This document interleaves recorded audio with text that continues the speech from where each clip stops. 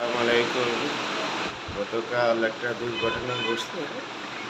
আরেঙ্গেট পথযাত্রী ছিল আমাদের শরীয়তপুর জেলার প্রবাসী এক ভাই, তার সাথে পাসপোর্ট ছিল, কিন্তু তার সরাসরি একটা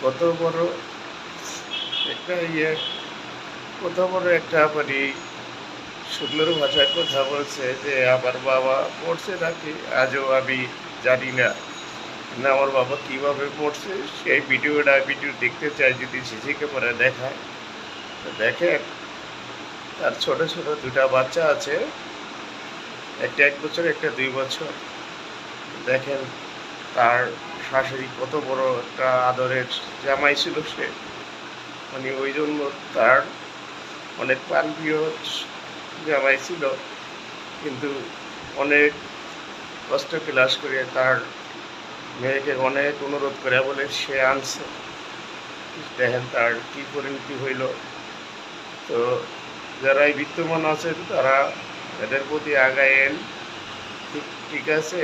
তো আমার এই একটা আকুল আবেদন আপনাদের কাছে আছে। আর আমাদের সরকার বলছে যারা নিহত হয়েছে 5 লক্ষ টাকা অনুদান দিব, আর যারা আহত হয়েছে তাদের চিকিৎসা দিব, আর যারা নিহতের পরিবারকে মেট্রো রেলে চাকরি দিব।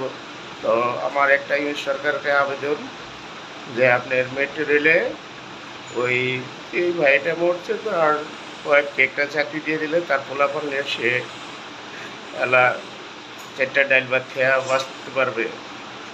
তো আরেকটা আবেদন আমার সরকারের কাছে, যে স্প্রিংয়ের 4 সাইড দিয়ে লোহার খাঁচা তৈরি করে দেওয়া। যে 100 পড়ছে সে বুঝে যে সন্তানের কি জ্বালা। আর তার বাবা, যার ছোট ছোট বাচ্চার বাবা মা মরছে, তারা জানে যে বাবার কি যন্ত্রণা। আমি জানি আমার অল্প বয়সে আমার বাবা মা দুজন মারা গেছে, তাদের জন্য দোয়া করবেন। আর ওই যে ভাইটা মারা গেছে তাদের জন্য সবাই দোয়া করবেন। আমাদের দোয়া ছাড়া আর কিছু করার নাই। এই ভিডিওটা দেখবেন সবাই। আমার ওই ভাইটার প্রতি অনেক মানে বুক পেটে কন্দন আসতেছে।